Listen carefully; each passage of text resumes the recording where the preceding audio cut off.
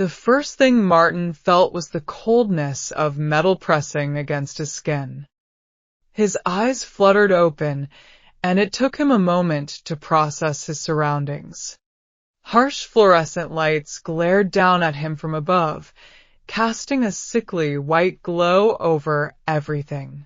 As his vision cleared, he realized he was strapped into a cold, unforgiving metal chair, an electric chair. Fear gripped him, cold and sharp, as he struggled against the restraints around his wrists, ankles, and chest. They didn't budge. He was trapped. "Hello," he called out, his voice shaking. The room echoed with silence, his voice swallowed by the empty space. There was no one there, just him and the electric chair, with its thick leather straps and heavy cables connected to the wall. His mind raced. How did I get here? He tried to remember, but his thoughts were foggy, as if part of his memory had been erased. He didn't recall doing anything wrong, didn't remember any trial, any sentence, nothing. "Is anyone there?" he shouted again, louder this time. His heart pounded in his chest, each beat reverberating in his ears. The silence continued, deafening and complete. Then, a crackling sound filled the room. A loudspeaker somewhere above him hummed to life, and a deep, distorted voice echoed from it. "Good evening, Martin." Martin froze, his breath catching in his throat. "You must be wondering why you're here," the voice continued, smooth and mocking. "Why don't you take a moment to reflect?" Martin swallowed, his mouth dry. "Please, I don't know what's going on. You've got the wrong person." The voice chuckled, a low, hollow sound. "You're sure of that, Martin?" "Yes," he shouted, desperate. "I don't remember. I haven't done anything wrong." Memories can be tricky, Martin, sometimes. They bury things we don't want to see. The voice grew colder. Sometimes we pretend not to remember things we've done. A cold sweat broke out on Martin's forehead. His mind spun, trying to make sense of the accusations, of any shred of memory that could explain this nightmare. But nothing came. "Please, just let me go," he pleaded, his voice cracking. "If I did something wrong, I'm sorry. I don't even remember." The voice laughed again, softer this time. "We both know that's not true, Martin. But I'll help jog your memory."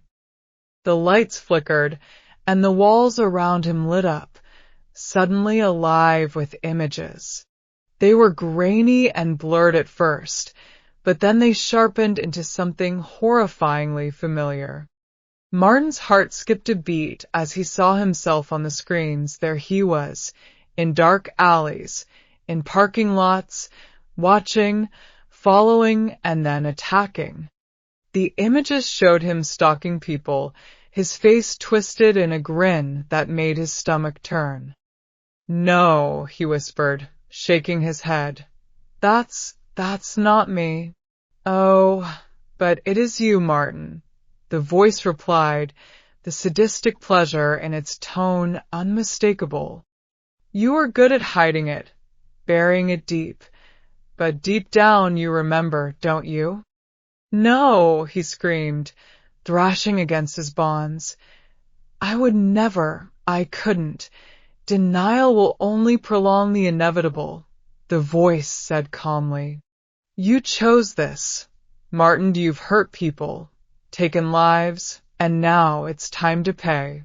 Tears streamed down Martin's face, his pleas turning to sobs. "I don't remember. I don't understand." "Isn't that convenient?" the voice sneered. "But it's too late for understanding." Martin squeezed his eyes shut, unable to look at the images flashing around him.